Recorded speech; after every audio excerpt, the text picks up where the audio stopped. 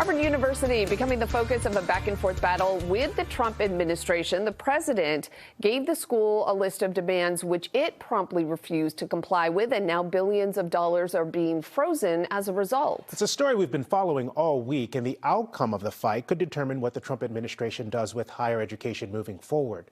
We have team coverage at 5:30. NBC 10 political commentator Sue O'Connell has some context for us. But we begin with Priscilla Casper. All right, Priscilla, what's the latest on this? Well, Glenn, JC, on Monday, Harvard became the first university to defy the Trump administration.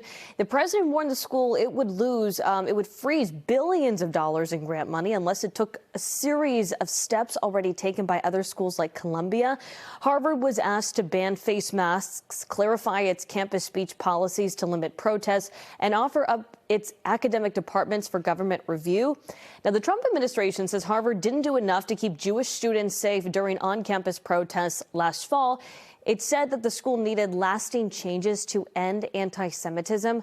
Harvard, on the other hand, disagreed. On Monday, the school sent a letter in response saying the changes that were being suggested were violations of First Amendment rights and other civil liberties, and therefore it would be changing nothing. Now, it is the first university to push back on President Trump's demands. The question tonight, though, is how far the Trump administration is willing to go against Harvard now that Harvard won't be playing along. This week, in a social media post, the president openly wondered if Harvard should lose its tax-exempt status for, as he puts it, supporting sickness.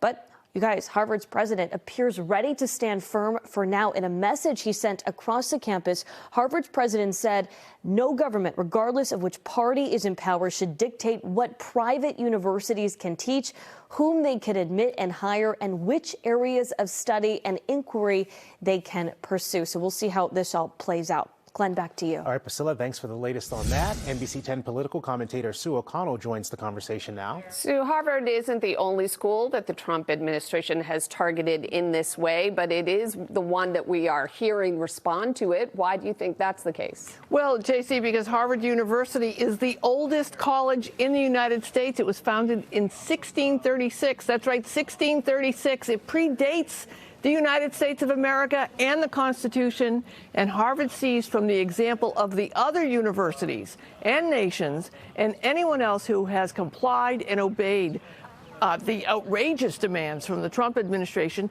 that in the end it doesn't make a difference. The Trump administration is going to do what it's going to do, so why not stand up and be brave? It also certainly doesn't hurt that Harvard is the wealthiest and most influential university in the world. On that point, Sue, Harvard has a huge endowment. That is no secret, maybe even the largest in the country. So for a lot of people outside of Massachusetts, they're wondering, why do they need the federal money anyway? That's a good question. You're right, Harvard has immense wealth.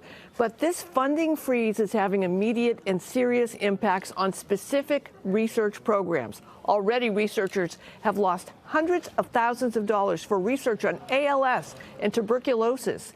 And federal grants, that's what the money is that we're talking about here, it's usually directed to specific research projects rather than general operations. And these projects, they just can't simply be transferred to the endowment funding without disrupting all the ongoing scientific work that's happening. Well, just to that point, there are a lot of organizations associated with Harvard. What do we know about how the funding freeze could hit those groups and programs? That's right.